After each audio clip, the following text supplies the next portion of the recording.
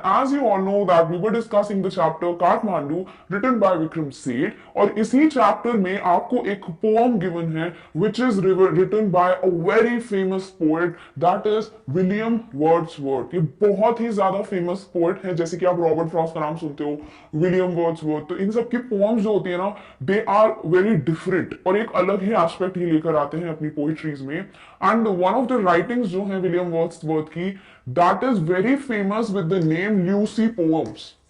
Lucy कौन थी? Lucy थी भाई पोएट की बिलवड, और उनके ऊपर उन्होंने बहुत सी पोएम्स लिखी हैं व्हेन ही लॉस्ट हर। तो ऐसा ही माना जाता है कि ये जो पोएम है वो भी sort of in Lucy poem से ही रिलेटेड है, कहीं मेंशन नहीं है बट ऐसा ही कहा जाता है। क्लियर? तो इस पोएम में that is titled as a slumber did my spirit seal, William Wordsworth जो है वो अपने बिलवड के बारे में बता रहे हैं कि जब उन्होंने उनको खो दिया, व्हेन ही लॉस्ट हर, तो उनका क्या रिएक्शन था, how he used to think कि वो कभी भी उनको खोएंगे नहीं, वो हमेशा उनके साथ रहेंगी। बट जैसे ही उनको पता चलता है या फिर वो एक्सपीरियंस करते हैं वो day when he finally lost her, तो उस पे बेस्ड उन्होंने एक पोएम लिखी है। अब ये पोएम बहुत छोटी है, सिर्फ 2 स्टैंजास हैं, बट बेसिकली जो इनके दिमाग में चल रहा है, जो बेसिक इनका थॉट है, that is very well conveyed in these 8 lines. Clear? तो सबसे पहले टाइटल में प्रेजेंट वर्ड्स को डिस्कस कर लेते हैं and then we will come to the stanzas. First of all we need to see कि टाइटल का जो नाम है उसका मतलब क्या है। तो देखो पहले क्या लिखा है, स्लम्बर। स्लम्बर का मतलब क्या होता है? डीप स्लीप, गहरी नींद।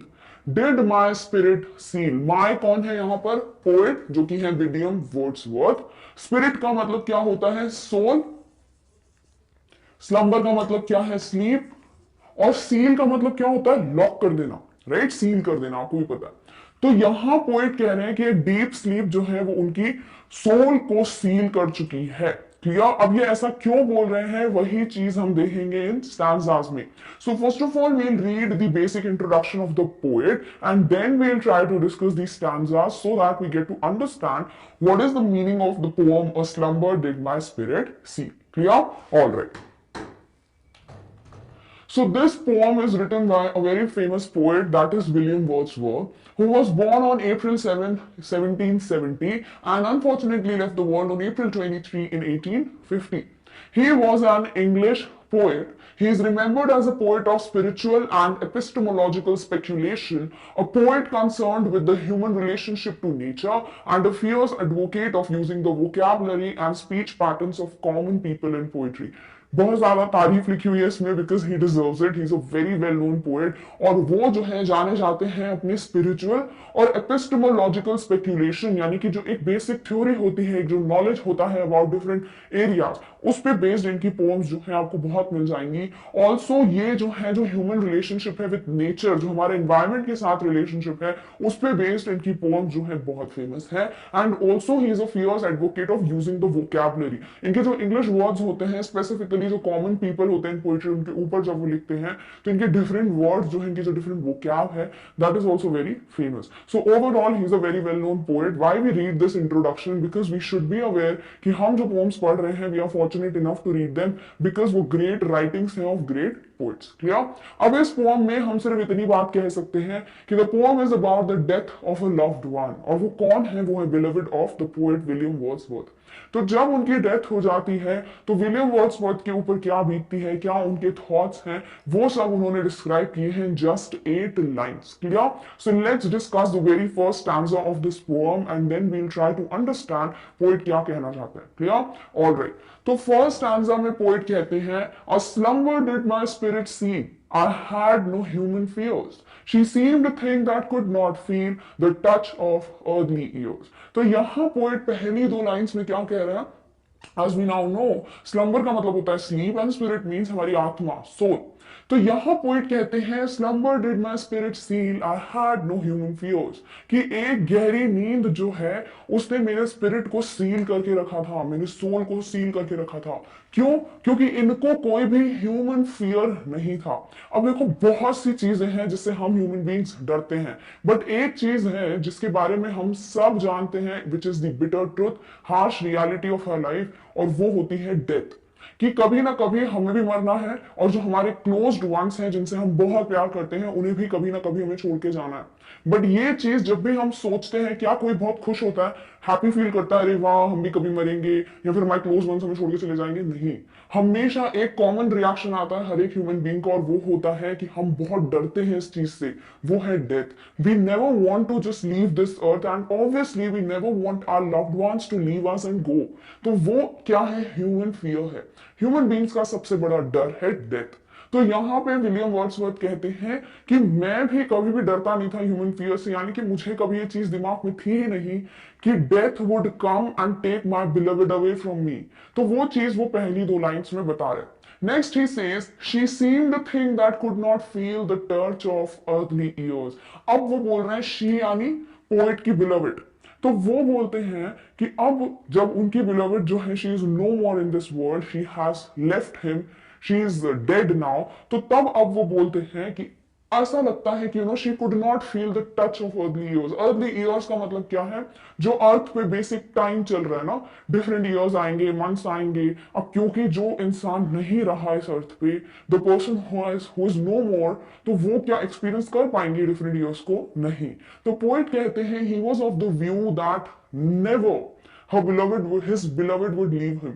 बट जब उन्हें पता चलता है कि वो अब नहीं रही है, शी इज नो मोर, तो उन्हें समझ आ रहा है कि अब वो ये अर्थली ईयर्स जो है, ये जो टाइम है अर्थ पे जो चल रहा है, वो कभी फील नहीं कर पाएगी, because she is no more. तो वो रियलाइज कर पा रहे हैं कि उनके लिए लाइफ में ये जो हार्श रियलिटी थी, उन्होंने कभी एक्सेप्ट की ही नहीं। He never thought of this thing कि जिस पर्सन से वो इतना प्यार करते हैं, वो भी उनको कभी ना कभी छोड़ के जाएंगी, क्योंकि वो इस चीज के लिए रेडी नहीं थे। उनको नहीं थी ये चीज दिमाग में कि one day she will definitely leave me and go. इसीलिए वो सॉर्ट ऑफ ऐसा बोलते हैं कि गहरी नींद ने मेरी स्पिरिट को सील कर दिया था, क्योंकि अब मुझे समझ आ रहा है कि मेरे जो बिलवेड है, she is no more and now she can not feel anything that is going on this earth because she is no more. Clear? All right. Next stanza में पोएट कहते हैं no motion has she now, no force, she neither hears nor sees, rolled round in earth's diurnal course with rocks and stones and trees। Now as we are aware, देखो जब ये pome first time आप पढ़ो और आपको नहीं पता हो कि पोइट किसकी बात कर रहे हैं, तो थोड़ी कॉम्प्लिकेटेड लगती है पोम। बट जैसे ही आप फर्स्ट आंसर समझ जाते हो ना, अब ये लाइंस भी आपको बहुत इजी लगेंगी, क्योंकि पोइट क्या कह रहे हैं कि no motion has she now, no force, because अब उनकी beloved she is no more. तो अब क्या होगा भाई? कोई मोशन ही नहीं होगा, क्योंकि लाइफ ही नहीं है उनकी बॉडी में, तो अब वो कोई भी मूवमेंट शो नहीं करेगी।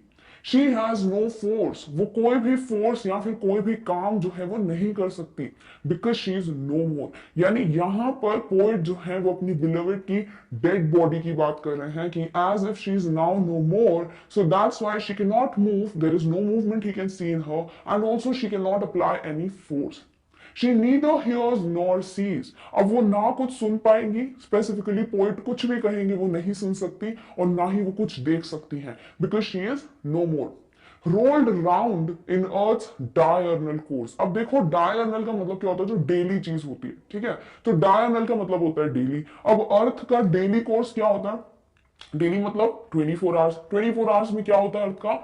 रोटेशन। ठीक है? तो डायर्नल की बात हो रही है, it is earth daily rotation on its axis. जो अपनी एक्सिस पे जो कि थोड़ी टिल्टेड है, अर्थ जो रोटेट करता है डेली, हर दिन, वो क्या हो जाएगा? अर्थ का डेली कोर्स या डेली हैबिट। और यही चीज के साथ शी इज रोल्ड अराउंड, यानी कि as she is been cremated, as she is been, बोल सकते हो कि जैसे ही क्रिश्चियंस में किसी की डेथ हो जाती है अनफॉर्चुनेटली, उनको एक कॉफिन में बंद करके अर्थ में रख दिया जाता है, right? They are given to this mother earth. तो वैसे ही अब जो पोएट की बिलवेड है, she is also there in the earth now. तो वो जैसे अर्थ रोटेट करता रहेगा daily, similarly she will also rotate with the earth, ऐसा पोएट कहते हैं। With rocks and stones and trees, और अर्थ में जैसे रॉक्स हैं, चट्टाने हैं, पत्थर हैं, स्टोन्स हैं, और ट्रीज हैं, जो पेड़ हैं, हर एक चीज क्या करती है? अर्थ के इस कोर्स के साथ अपने आप को मूव करती है, ऐसा अर्थ कहते हैं। तो वो भी इन सब चीजों के साथ अर्थ में अब इस अर्थ के डायर्नल कोर्स को करेंगी, फॉलो करेंगी। क्लियर? तो वही वो चीज बताते हैं कि कैसे उनको लगता था कि लाइफ में कभी भी उनकी बिलोवेड उनको छोड़ के नहीं जाएगी, he would always be there for ever with her, but when he realizes that his beloved is no more in this earth, she will not be able to see hear anything that ever that poet says or poet is going to see her, तो she will never be able to see the poet, या फिर वो कोई भी चीज नहीं देख पाएंगी, because there is no motion, no life in her, she is not any more present on this mother earth। और जिस तरीके से वो जो है अब अर्थ में समा चुकी है, बिकॉज बॉडी जो है वो कॉफिन में रख दी जाती है, तो अब वो बोलते हैं कि she will be now part of this earth and she will also follow this diagonal course of earth, that is the rotation. Clear? तो बेसिकली बहुत इजी, बहुत शॉर्ट सी पोम है, बट पूरा एक आइडिया यही है कि हम भी अपनी लाइफ में ये हार्श रियलिटी से भागते हैं कि कभी ना कभी हमें भी जाना है दुनिया से, और उससे भी ज्यादा बिटर ट्रुथ क्या है कि जिनसे हम बहुत प्यार करते हैं, हमारे जो बहुत क्लोज्ड वंस हैं, वो भी हमको कभी ना कभी छोड़ के जाएंगे। तो जब हम इस रियलिटी को एक्सेप्ट नहीं कर पाते हैं और सडनली ऐसा कुछ होता है when we lose our loved ones, तो वो चीज से हम शॉक्ड हो जाते हैं और उस चीज को हम एक्सेप्ट नहीं कर पाते, बहुत डिफिकल्ट हो जाता है उस सिचुएशन के साथ डील करना। But if you are already ready in the sense, ऐसा नहीं कि हाँ ठीक है जो होगा देखा जाएगा, नहीं, if you are ready to accept the fact, the reality, then it could be a little easier for you to accept this truth whenever such unfortunate thing happens in your life. So this is how the poet ends his poem. Clear? All right. So with this we come to an end of the line by line explanation of all the 8 lines of this poem. तो ये जो बोलते हैं ना कि deep sleep ने मेरे जो स्पिरिट है, सोल को सील कर दिया है, अब आपको समझ आ गया होगा कि क्यों पोएट ने बोला है, बिकॉज वो रेडी नहीं थे इस चीज के लिए, बट अब जब उनको पता चलता है ही